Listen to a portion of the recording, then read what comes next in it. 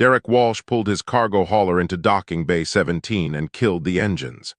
Through the viewport, he could see dozens of alien species moving through the massive trade station called Harmony. Some walked on 2 legs, others on 4 or 6. Their scales, fur, and skin came in every color imaginable. This was his first solo delivery run since Earth joined the galactic community 6 months ago, and he wanted it to go smoothly. He checked the specialized transport container in the back.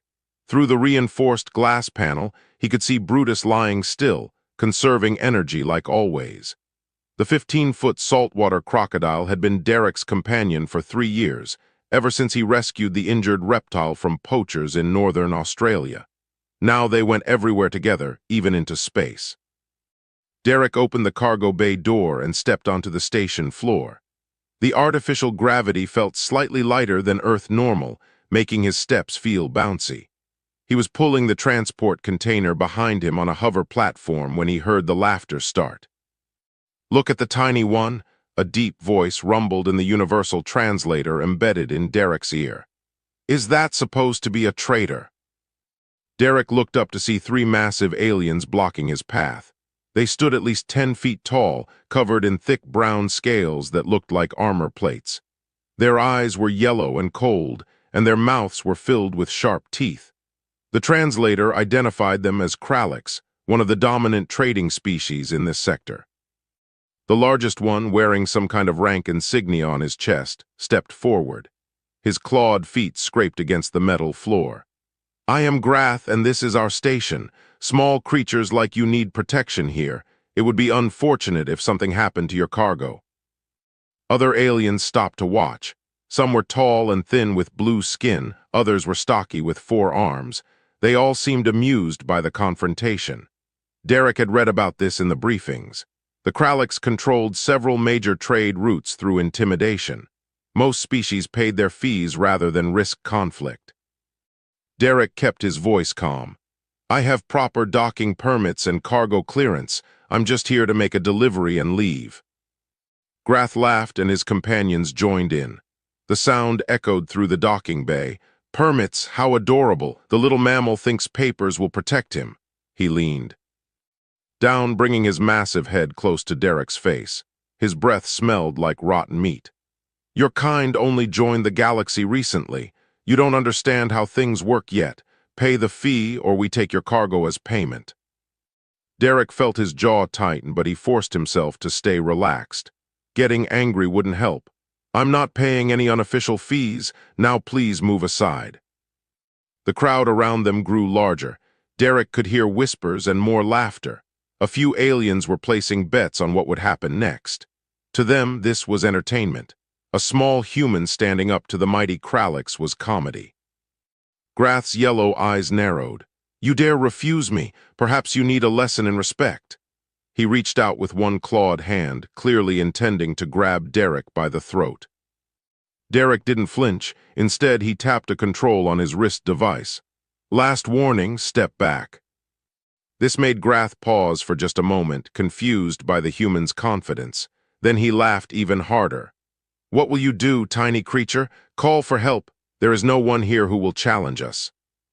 One of Grath's companions, a slightly smaller Kralix with a scar across his snout, pointed at the transport container. "What's in the box? More of your pathetic human trade goods." Derek glanced back at the container. He could see movement through the glass now. Brutus was awake and alert. The crocodile's prehistoric eyes were watching the Kralix with the patience of a predator who had waited millions of years to perfect the art of the ambush. "Not trade goods," Derek said quietly. "That's my companion." The Kralix erupted in fresh laughter. Several other species joined in. The idea that a human would bring a companion to a trade station seemed ridiculous to them. Most galactic species traveled alone or in professional crews.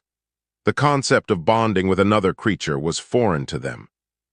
Grath wiped his eyes in an exaggerated gesture of amusement.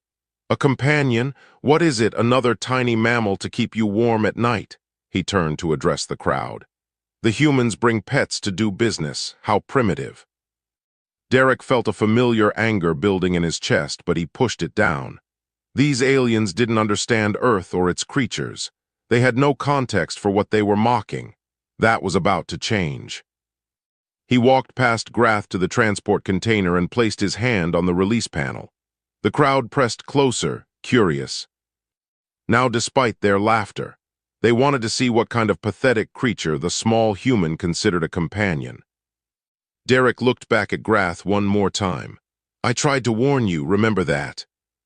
Then he pressed the release button, and the container door began to open. The hydraulic door hissed as it lowered, forming a ramp. For a moment, nothing happened. The crowd leaned forward, expecting some small, furry creature to emerge. Then they saw the scales. Brutus moved with deliberate slowness, each step calculated and precise. His massive body filled the doorway as he emerged into the station's lights. 15 feet of prehistoric predator, covered in thick armored scales that had protected his species for over 200 million years. His tail, nearly half his body length, dragged behind him with enough mass to break bones. The laughter died in patches as different aliens processed what they were seeing. Brutus's yellow eyes, so similar to the Kralliks but far older in their design, scanned the crowd with cold intelligence. His mouth remained closed, but everyone could see the slight bulge of powerful jaw muscles beneath his scales. Grath recovered first, though his voice had lost some of its confidence. "That's your companion, some kind of lizard?" He looked at his fellow Kralliks, forcing a laugh. "It's smaller than we are, barely impressive." Derek stepped beside Brutus and placed a hand on the crocodile's rough hide. The gesture was casual, showing a comfort level that made several aliens step backward. "This is Brutus. He's a saltwater crocodile from Earth, one of the apex predators from my world." "Apex predator?" the scarred Krallik snorted. "On a world of tiny mammals, perhaps. Here among real species, he is nothing special." He gestured at his own impressive bulk. "Our kind have dominated the trade routes for centuries through strength. Your lizard would be prey on our homeworld." Brutus's eyes tracked to the speaker. The crocodile didn't move otherwise, but there was something in that gaze that made the scarred Kralliks' words trail off. It was the look of something that had never been prey in its entire evolutionary history. Derek kept his hand on Brutus, a calming presence. "Saltwater crocodiles can grow to 20 feet long. Brutus is still young. They're ambush predators that can take down prey much larger than themselves. On Earth, they're known for being patient, intelligent, and absolutely ruthless when they strike." A new alien pushed through the crowd. She was tall and thin, with purple skin and 4 eyes arranged vertically on her narrow face. Her translator tag identified her as a Thrin, one of the galaxy's scientific species. "Earth," she said slowly, accessing a data pad. "That's classified as a—" Her 4 eyes widened. "A Class 7 death world." The crowd's murmuring grew louder. Even Grath seemed uncertain now. Deathworld classifications were known throughout the galaxy. They were places where evolution ran wild, where survival required constant adaptation, where every creature was either predator or prey. Most civilized species came from Class 2 or 3 worlds, where life was abundant but manageable. "That can't be right," Grath said, but his voice lacked conviction. "No species from a Class 7 world could develop space travel. The mortality rate would be too high." Derek smiled without humor. "Humans didn't just develop space travel. We developed agriculture, medicine, art, and philosophy, all while sharing our world with creatures like Brutus. We didn't have the luxury of a safe evolution. We had to become smart, adaptable, and tough just to survive childhood." The Thrin scientist was reading rapidly from her data pad now, her voice growing more alarmed. "Earth's gravity is 1.2 galactic standard. Temperature variations of over 100 degrees in a single rotation. Massive predators in every ecological zone. Microscopic organisms that can kill within hours. Toxic plant species. Venomous animals. Extreme weather patterns including cyclones, earthquakes, and volcanic activity." She looked up at Derek with what might have been respect or fear. "How did your species survive?" "We adapted," Derek said simply. "And we learned to work with our environment instead of against it. Brutus here. His ancestors existed before mammals even evolved." They survived the extinction event that killed the dinosaurs. They've been perfecting the art of predation for millions of years longer than most species in this galaxy have existed. Grath tried to regain control of the situation. Pretty words, human, but words don't make your pet dangerous. He's just a large lizard. Derek sighed. He had hoped to avoid this, but the Kralix's pride wouldn't allow him to back down peacefully. Brutus isn't a pet. He's a partner. And he's not a lizard, he's a crocodilian. The difference matters. One of Grath's companions, emboldened by his leader's words, stepped forward. I'll prove he's harmless.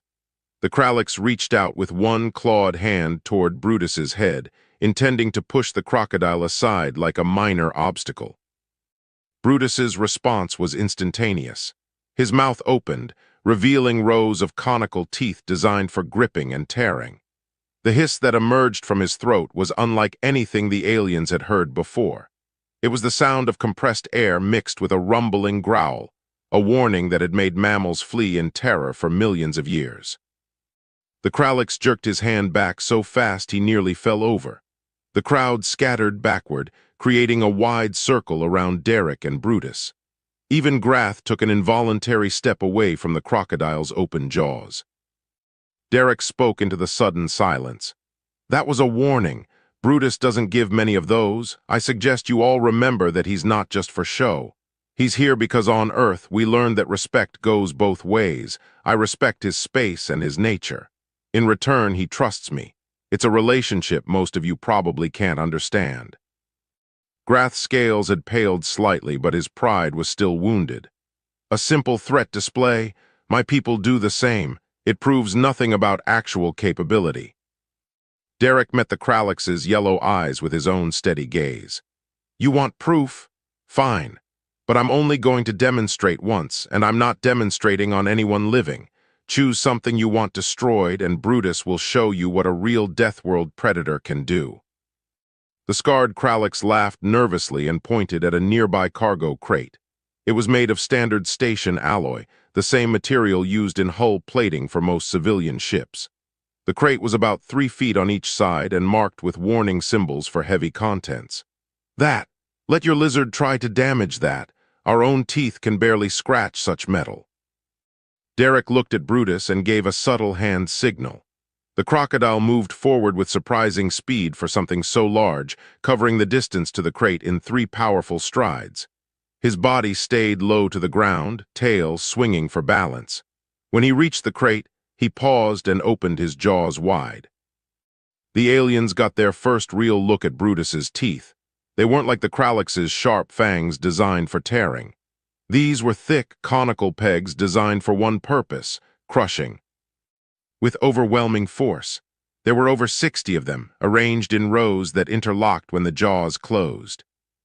Brutus's head lowered to the crate. His jaws closed around one corner of the metal container. Then his jaw muscles, refined by millions of years of evolution, contracted. The sound of shrieking metal filled the docking bay. The alloy crate crumpled like paper in Brutus's jaws. The crocodile shook his head once, a movement so fast it blurred, and the entire corner of the crate tore away. Pieces of metal fell to the floor with sharp clanging sounds. The contents of the crate, some kind of crystalline ore, spilled across the deck. Brutus opened his jaws and let the twisted metal fall. It hit the ground with a heavy thud, leaving deep tooth marks in the supposedly strong alloy. The crocodile returned to Derek's side and settled into a resting position, as calm as if nothing had happened. The silence was absolute. Every alien in the docking bay stared at the destroyed crate. The Thrin scientist's hands trembled as she worked her data pad, running calculations. 3,700 pounds per square inch, she said quietly, then louder. His bite force is 3,700 pounds per square inch. That's, she looked up at the crowd. That's enough force to crush the bones of any species on this station. Our medical technology couldn't repair that kind of damage. Grath stared at his own scaled arm, then at the mangled crate. His armor plating, which he had always trusted to protect him, suddenly seemed very thin. Derek continued in the same calm voice. Saltwater crocodiles have the strongest bite force of any living creature on Earth, But that's not what makes them dangerous. What makes them dangerous is their hunting method. They wait. Sometimes for hours, sometimes for days. They study their prey's patterns. Then when the prey is at its most vulnerable, they strike. One bite to secure the grip, then they drag their prey underwater and drown it. If the prey is too large to drown, they perform what's called a death roll. Death roll? The Thrin scientist looked horrified and fascinated at the same time. Brutus, demonstrate, Derek said, pointing at the remaining piece of the crate. The crocodile moved to the larger section of crate that was still intact. He gripped it in his jaws, then his entire body began to spin. The rotation was so fast and powerful that the metal screamed in protest. Brutus rolled 3 complete turns in less than 2 seconds. When he stopped, the crate had been twisted into an unrecognizable spiral of tortured metal. The death roll, Derek explained, generates massive tearing force. It's used to rip chunks of meat from prey too large to eat whole. The rotational force, combined with that bite strength, can dismember most creatures in seconds. Several aliens in the crowd made sounds of distress. A few turned and walked away quickly. The betting that had been happening earlier stopped completely. No one was laughing anymore. Grath found his voice, though it shook slightly. This is one creature, an anomaly. Surely not all of Earth is like this. The Thrin scientist looked up from her data pad, her 4 eyes wide with disbelief. I've been reading the Earth database. This creature, as terrifying as it is not alone. Earth has creatures called sharks with multiple rows of replaceable teeth, creatures called bears that weigh over half a ton and can run faster than most galactic species, venomous snakes that can kill with a single bite, insects that work in colonies of millions, bacteria that can't be seen and cause deadly diseases, plants that can poison or trap animals. She paused, her voice dropping to an awed whisper. And humans evolved alongside all of this. They didn't just survive, they thrived. Another alien, this one resembling a large bird with blue feathers, spoke up. But how? How does any species develop civilization under such conditions? Derek smiled grimly. We learn to cooperate. Humans are pack hunters by nature. We share information, develop tools, and work together.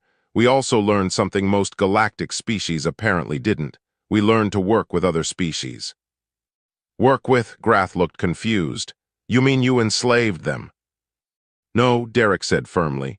We partnered with them. Dogs, for example. They're descended from wolves, another of Earth's apex predators. Thousands of years ago, humans and wolves formed an alliance.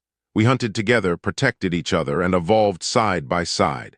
Now dogs are humanity's most loyal companions. We did the same with horses for transportation, cats for pest control, and birds for hunting. We didn't conquer Earth's creatures. We learned to live with them, respect them, and when possible, befriend them. He placed his hand on Brutus's head again. The gesture was gentle, showing trust. Brutus could kill me in seconds if he wanted to. I know this. He knows I know this. But we have an understanding built on mutual respect. I provide food, safety, and companionship. He provides protection and partnership. It's not ownership, it's cooperation. The crowd processed this information in stunned silence. The concept was foreign to most of them. Their species had either eliminated their predators or evolved on worlds without serious threats.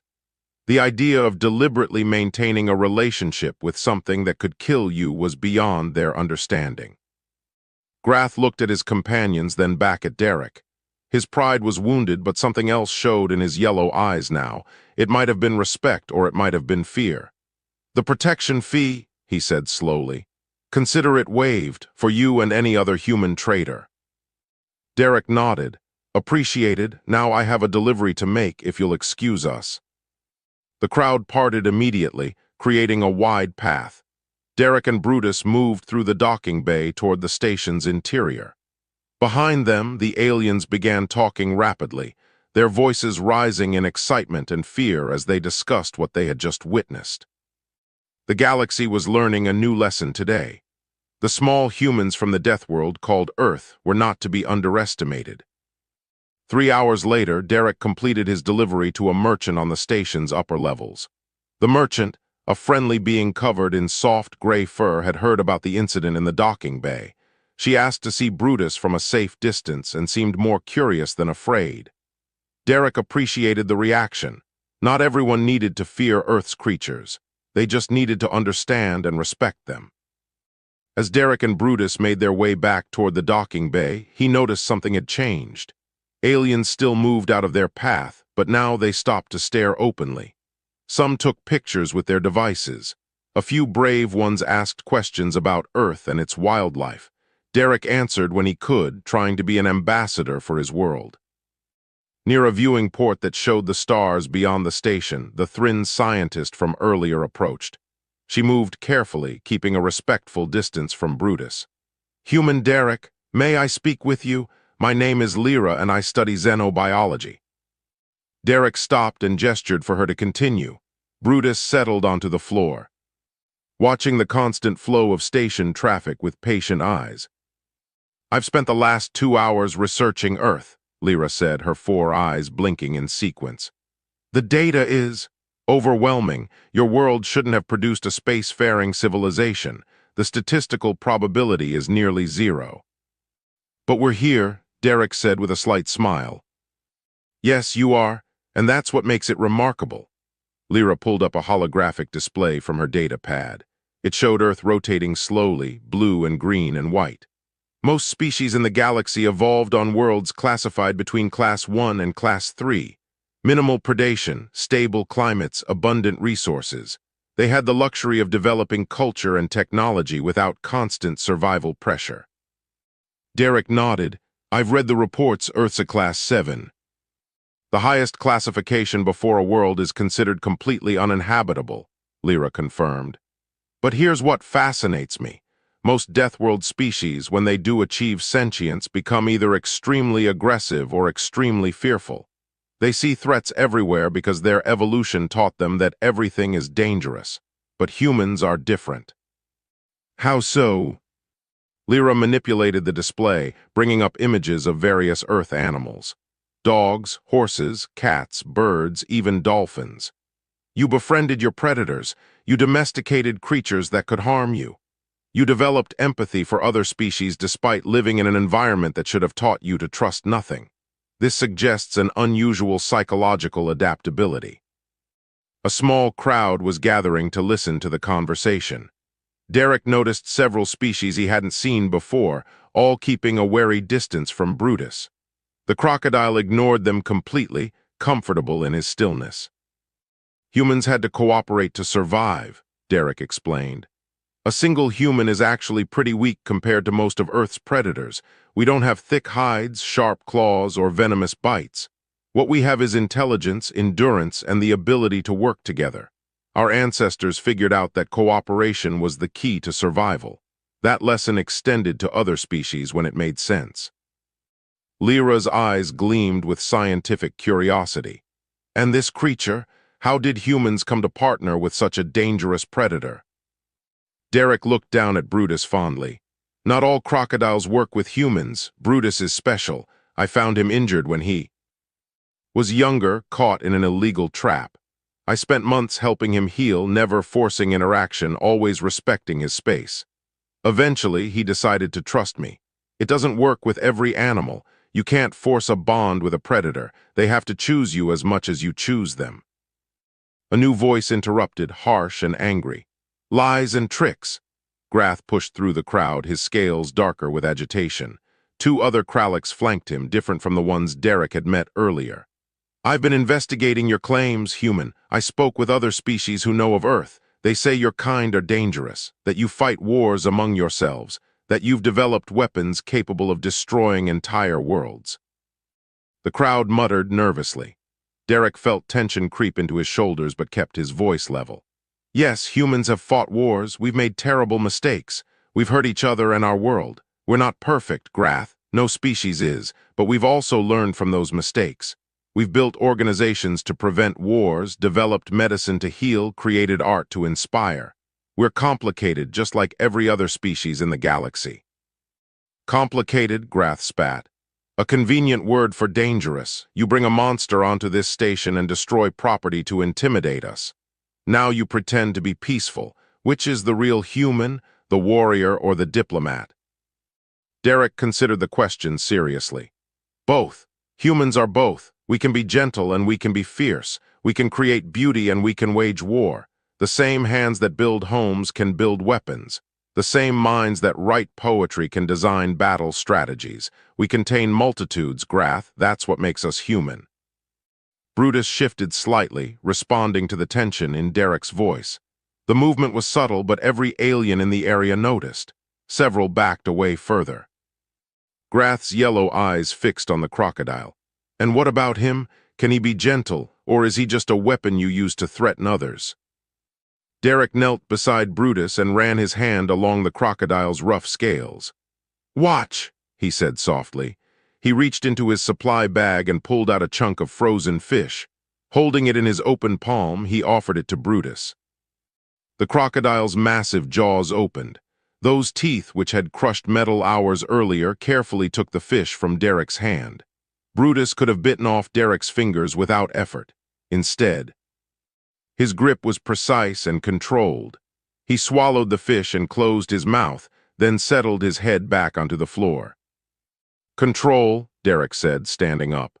"Brutus has the power to be dangerous, but he chooses when and how to use it. Just like humans. Just like, I suspect, every intelligent species. The capacity for violence doesn't define you.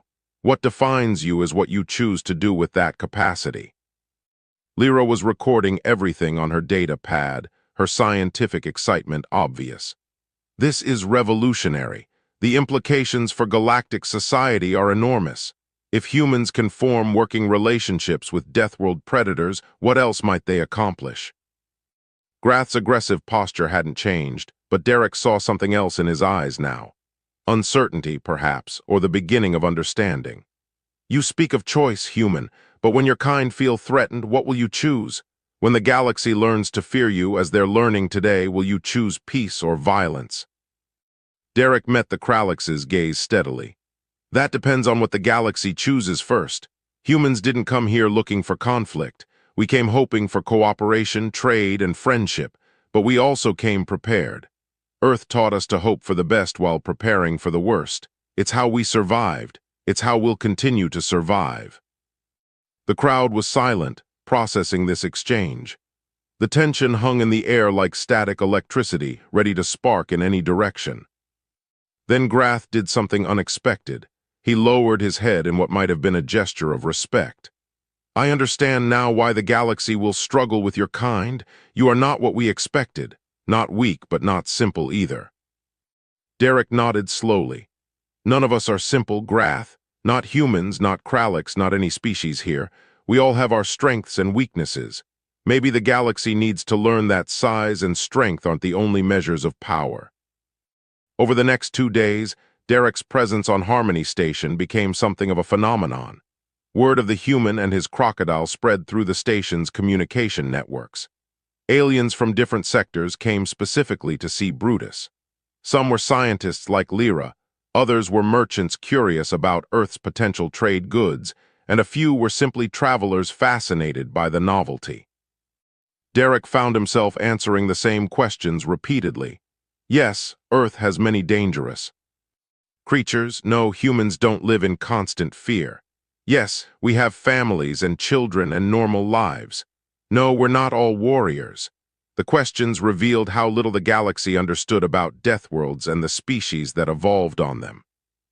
On the third morning, Derek was eating breakfast at a station cafe when Grath approached alone. The large Kralix moved carefully, aware that his earlier aggression had damaged his reputation. Other aliens in the cafe tensed, but Grath kept his distance and his posture neutral. "Human Derek, may I join you?" Derek gestured to the reinforced chair across from him. Brutus, resting beside the table, watched the Kralix with unblinking eyes but showed no aggression. "Go ahead." Grath settled into the chair, which creaked under his weight. For a long moment, he didn't speak. He just watched Derek eat something the station's food synthesizer had attempted to make into scrambled eggs. The results were edible but not particularly good. "I have been thinking," Grath finally said, "about strength. My people pride ourselves on physical power. We are large, armored, and feared throughout the trade routes. This has served us well for generations, but watching you and your companion has made me question what strength really means." Derek swallowed his food and took a drink of synthetic coffee. "How so?" "You are small by galactic standards. Your companion, while dangerous, is not the largest predator I've encountered. Yet you command respect, not through fear alone, but through competence. You handle him with confidence. You speak with authority. You don't boast or threaten unnecessarily. This is a different kind of strength than what I know." Derek leaned back in his chair. "Strength comes in many forms. Physical power is one form, but there's also mental strength, emotional strength, social strength. Humans learned early that we couldn't rely solely on physical power. We weren't the biggest or fastest or strongest creatures on Earth, so we developed other forms of strength: intelligence, cooperation, adaptability, endurance." Grath nodded slowly. "On my world, physical weakness is shameful. The strong lead and the weak follow. It is simple and clear." "But does it work?" Derek asked gently. "Does having the biggest muscles make someone the best leader, the best problem solver, the best friend?" The Kralix's scales shifted in a pattern Derek had learned indicated. "Discomfort? No," Grath admitted. "Not always. We have problems in our society. Leaders who rule through intimidation but lack wisdom. Conflicts that arise from pride rather than necessity. I had not considered that our way might be limited." Lyra entered the cafe at that moment, carrying her ever-present data pad. She approached their table with barely contained excitement. "Derek, I need to show you something. The galactic communication networks have been flooded with questions about Earth.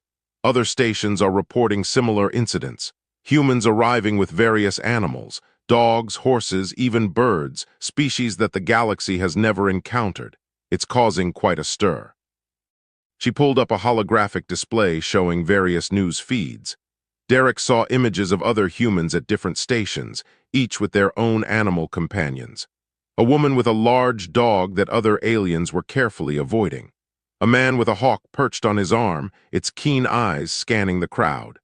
Someone had even brought horses to a station with agricultural interests. "The galaxy is fascinated and terrified in equal measure," Lyra continued. "They're calling humans deathworlders and beast tamers. Some species are demanding restrictions on what animals humans can bring into galactic space. Others are requesting Earth join various trade councils immediately because they want access to your world's genetic diversity." Derek sighed. "We're not trying to scare anyone. We just brought our companions with us when we joined the galaxy." "But don't you see?" Lyra's 4 eyes were bright with excitement. "This is unprecedented. No other species maintains these kinds of relationships with dangerous creatures. Most species either exterminated their predators or evolved on worlds without significant threats. Humans did neither. You adapted, survived, and then befriended the very things that should have destroyed you. It's evolutionary poetry." Grath looked between Lyra and Derek. "The galaxy will not know how to respond to this. Fear often leads to aggression or isolation. Humans may find themselves restricted or even unwelcome in some sectors." "Then we'll deal with that if it happens," Derek said calmly. "But we won't stop being who we are just because it makes others uncomfortable. Brutus is part of my life. He's not a weapon or a tool. He's my companion. I won't abandon him or hide him just to make others feel safer." The crocodile, hearing his name, lifted his head slightly. Derek reached down and touched his snout gently. The gesture of affection between human and apex predator was not lost on the watching aliens. A young alien approached their table hesitantly. She was small, barely reaching Derek's chest, with soft purple fur and large round eyes. Her species identification tag read Polari, a herbivorous species from a Class II world. "Excuse me," she said in a quiet voice. "I wanted to ask, is he really dangerous?" Derek smiled kindly. "Yes, he's dangerous. Brutus is one of the most efficient predators Earth ever produced. But dangerous doesn't mean evil. It just means capable of harm. Brutus chooses not to harm people under normal circumstances." "Can I?" The young Polari hesitated. "Can I take a picture? My family won't believe I saw a real Deathworld predator." "Sure, but from a distance, please. Brutus doesn't like sudden movements from strangers." The young alien took her picture, thanked Derek profusely, and hurried away to share it with her friends. Within minutes, more aliens approached for pictures. Derek found himself becoming an impromptu guide, explaining Earth's ecology and answering questions about various animals. Grath watched this for a while, then stood to leave. "You handle fame better than I would, human. Perhaps there is wisdom in your approach to strength after all." "Grath," Derek called as the Kralliks turned to go. "If you want to understand Earth better, I have some documentaries stored on my ship's computer. They show our world's ecosystems and how humans fit into them. You're welcome to watch them if you're interested." The large alien paused, considering, then he nodded. "I would like that, thank you." As Grath left, Lyra sat down in his vacated chair. "You're making allies," she observed. "That's good. Humans will need friends in the galaxy. The road ahead won't be easy." Derek looked down at Brutus, who had closed his eyes and appeared to be sleeping despite the noise around them. The crocodile's calm presence was reassuring. "We've survived worse," Derek said quietly. "Earth taught us to adapt or die. We chose adaptation every time. The galaxy is just another environment to figure out." "I hope you're right," Lyra said, "because after today, nothing in the galaxy will ever look at humans the same way again." Derek smiled. "Good, maybe it's time the galaxy learned that. Strength comes in many forms, and the smallest species can sometimes be the most dangerous. Not because we want to be, but because we had no choice but to become that way." Outside the cafe's viewing port, stars sparkled in the endless dark.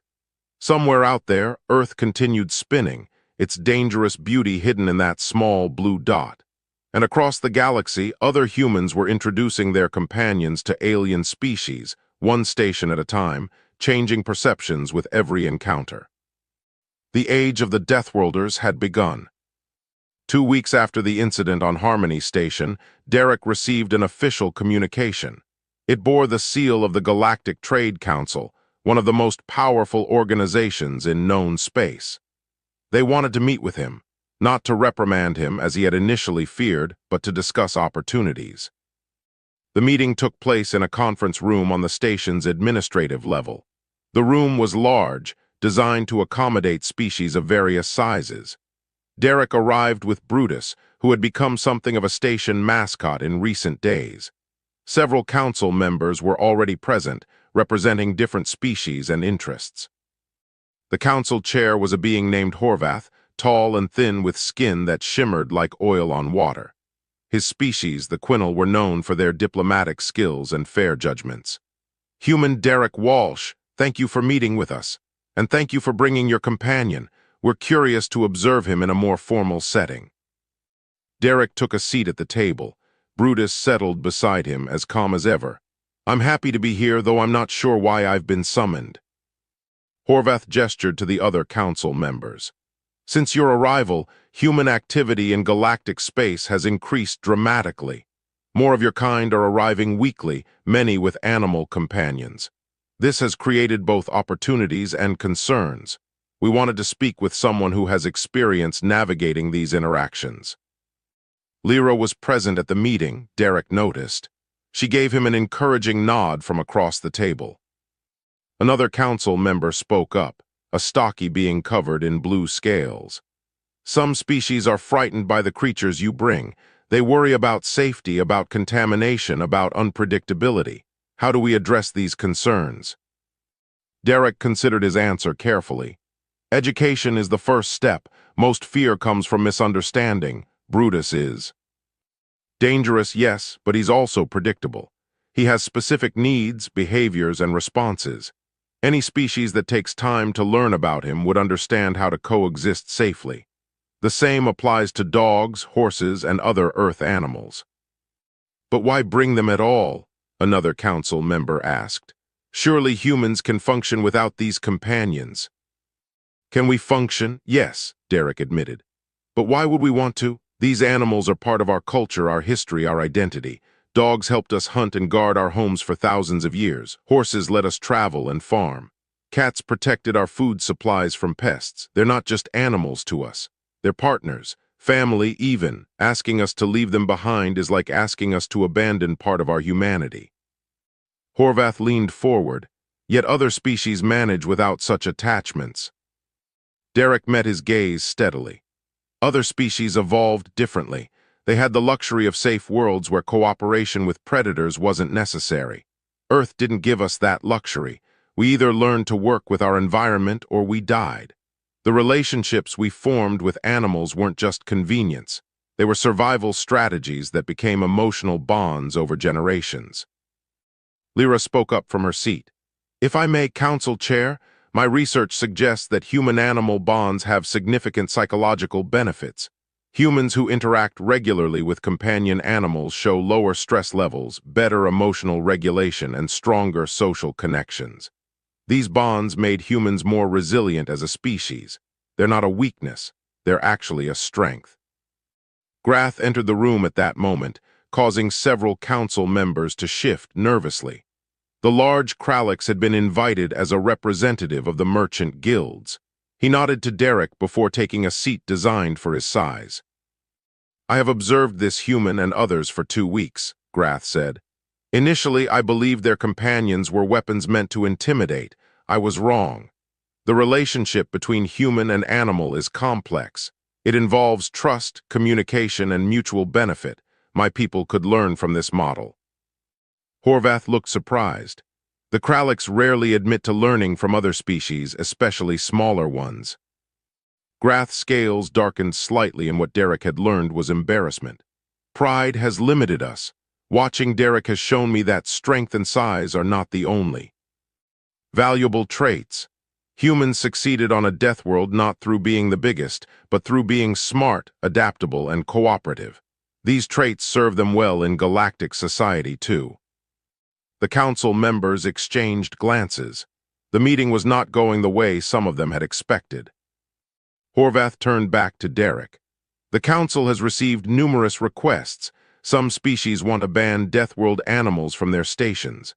Others want to learn more about Earth's ecology. Still others want to establish trade relationships focused specifically on Earth's biological diversity. How would humanity respond to these various requests? Derek took a deep breath. This was a bigger question than he was qualified to answer, but he would do his best. Humans understand fear. We've been afraid of many things throughout our history. We respect that other species might need time to adjust to our presence and our companions. However, we won't accept blanket discrimination. If a station has legitimate safety protocols that apply equally to all species, we'll follow them. But if rules are made specifically to exclude humans because of prejudice or fear, we'll challenge those rules through proper channels. He paused, gathering his thoughts. As for trade, Earth has a lot to offer, not just biological resources, but knowledge. We've spent millennia learning to work with difficult environments and dangerous creatures. That expertise could be valuable for exploring hostile planets, establishing colonies in challenging conditions, or managing ecosystems. We're willing to share what we know, but we expect to be treated as equals, not curiosities or threats. Another council member, a being that resembled a floating jellyfish, spoke in a melodic voice. Some fear that humans will use their animals as weapons. That concern has been raised multiple times. Derek looked at Brutus, then back at the council. Any tool can be a weapon if misused. Your species have ships that could be used to ram stations. You have industrial equipment that could be sabotaged. You have knowledge that could be weaponized. Do you restrict all of these things, or do you trust that most beings will use their resources responsibly?